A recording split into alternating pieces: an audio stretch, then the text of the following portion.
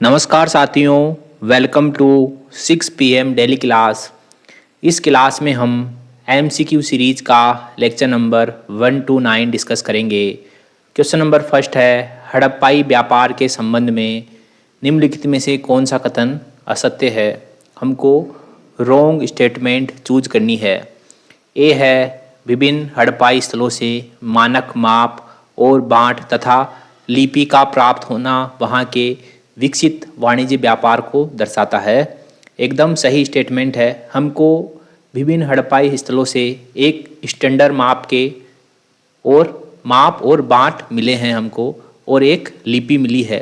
ठीक है, तो जिससे विद्वान ये अनुमान लगाते हैं कि हड़प्पा सभ्यता में जो है वाणिज्य और व्यापार विकसित अवस्था में रहा होगा। ओके। बी है, गुजरात एवं बलूचिस्तान दोनों स्थलों से बंदरगाह के साक्ष्य प्राप्त हुए हैं। एकदम सही है। गुजरात से लोथल हमको पता है, लोथल एक पोर्ट है। ओके। सी है, व्यापार के लिए सिर्फ जल मार्ग का ही प्रयोग किया जाता था। तो ये एक एक्सट्रीम स्टेटमेंट हो गया कि ऐसा कैसे हो सकता है कि व्यापार के लिए केवल जल मार्ग का ही प्रयोग हो और थल मार्ग का प्रयोग ना हो। ठीक है, इसलिए ये गलत हो गया। व्यापार के लिए जल मार्ग और थल मार्ग दोनों का प्रयोग किया जाता था। डी है, व्यापार का स्वरूप वस्तु विनिमय प्रणाली पर आधारित था। तो ऑब्वियस सी बात है कि जो पैसे देकर वस्तु खरीदने वाला सिस्टम है, ठीक है, तो ये तो बहुत बाद की बात है। पहले तो बार्टर सिस्टम ही चलता था। बार्टर यानी कि वस्तु विनिमय प्रणाली, यानी कि मान लो आपके पास 1 केजी गेहूं है, ठीक है, 1 केजी व्हीट है आपके पास, ठीक है, और आपको 1 किलो केले खरीदने हैं, ठीक है, 1 किलो बनाना खरीदने हैं आपको। तो बनाना की रेट है कि 1 किलो गेहूं के बदले 1 किलो बनाना मिलेगा। तो आप 1 किलो गेहूं लेके जाओ और 1 किलो बनाना लेके आओ। ये था बार्टर सिस्टम। उस समय जो है मुद्रा का प्रचलन नहीं था, और रहा भी होगा तो बहुत ही छोटे पैमाने पर, बहुत अधिक छोटे पैमाने पर। ओके, तो इसमें सी ऑप्शन हमारा सही हो गया। ठीक है, क्योंकि ये इसमें गलत है। ओके, तो क्वेश्चन नंबर 2 है, हड़प्पा सभ्यता के अंतर्गत उपजीविका के साधन के रूप में किन पेशों को अपनाया जाता था। तो पशुपालन, कृषि और वाणिज्य एवं व्यापार, ये सभी ठीक है अपनाए जाते थे। डी ऑप्शन इसमें सही हो गया।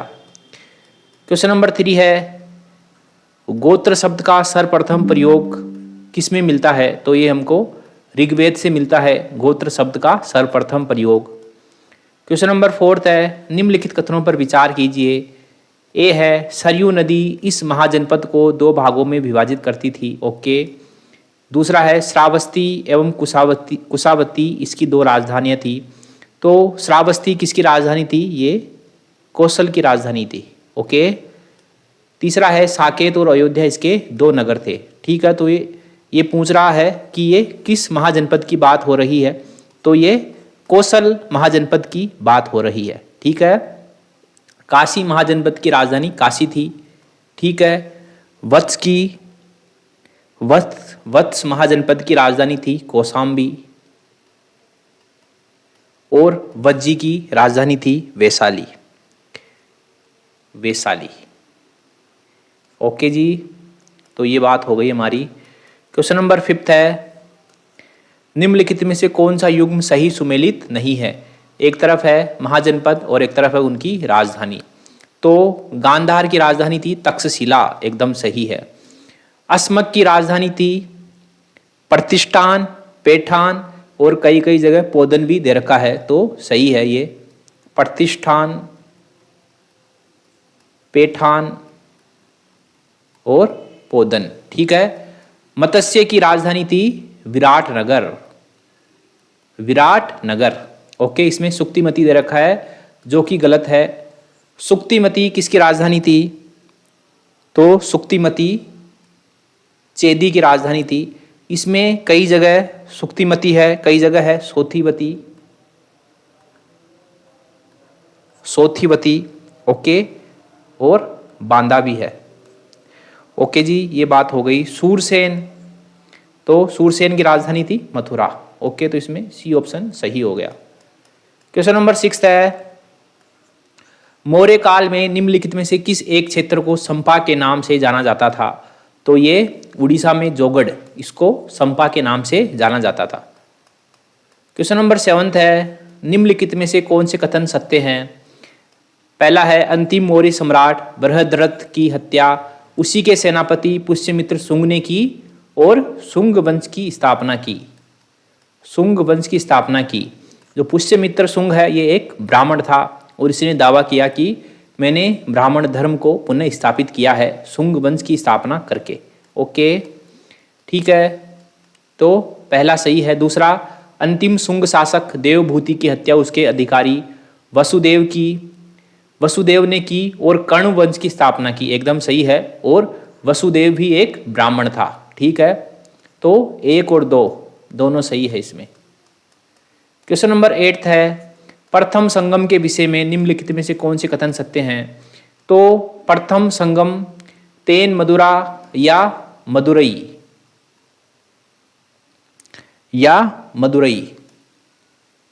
में संपन्न हुआ। ओके, और इसके अध्यक्ष थे अगस्त्य, ऋषि अगस्त्य। ओके, ये बात हो गई।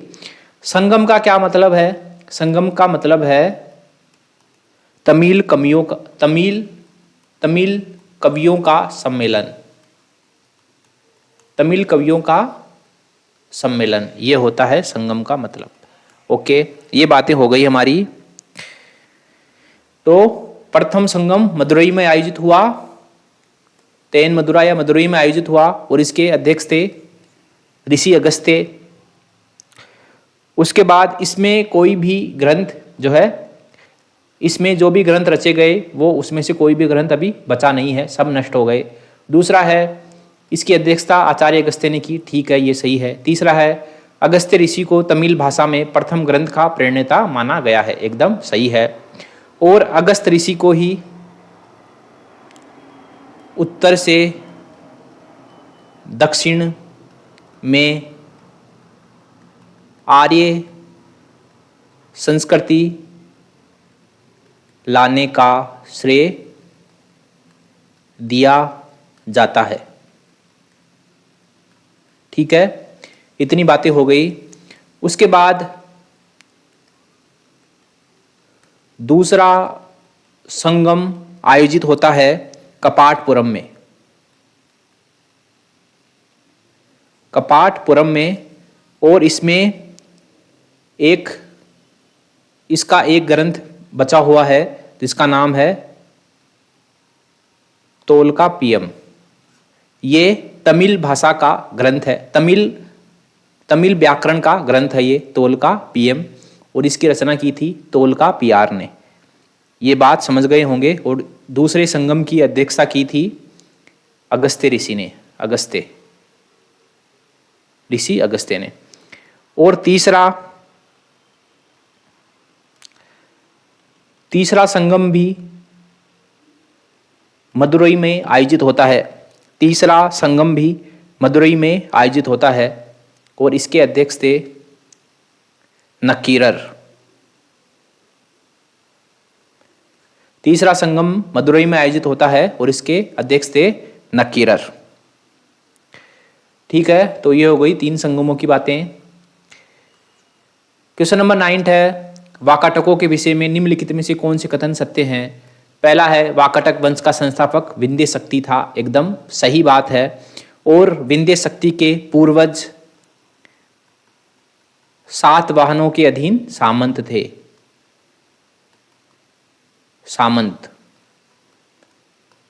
सातवाहनों के अधीन सामंत थे विंध्य शक्ति के पूर्वज। ठीक है, दूसरा है, चंद्रगुप्त द्वितीय ने अपनी पुत्री प्रभावती गुप्त का विवाह वाकाटक वंश के शासक रुद्रसेन द्वितीय के साथ किया। ये भी सही है। पहला सही, दूसरा सही। तीसरा है, रुद्रसेन द्वितीय ने गुप्तों के प्रभाव में वैष्णव धर्म को अपनाया। ये भी सही है।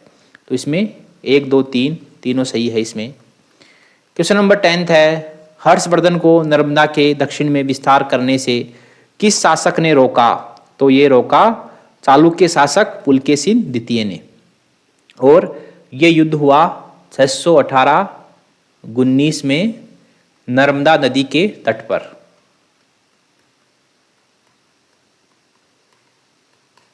ओके, इतनी बातें हो गई। पुलकेशिन प्रथम, तो पुलकेशिन प्रथम का टाइम पीरियड था 543 से 566 तक इसने शासन किया था और इसने बातापी या बादामी को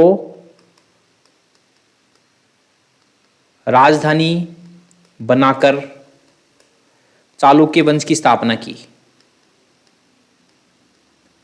चालुक्य वंश की स्थापना की, ठीक है। और जो ये पुलकेशिन प्रथम है ये पुलकेशिन द्वितीय का दादा था, ठीक है। इसके बाद देखते हैं हम कीर्तिवर्मन प्रथम। तो कीर्तिवर्मन प्रथम के बारे में जान लेते हैं। ये पुलकेशिन प्रथम का पुत्र था और इसका टाइम पीरियड था, शासन का टाइम पीरियड था इसका 566 से 597। ओके, इसके बाद ठीक है साथियों, तो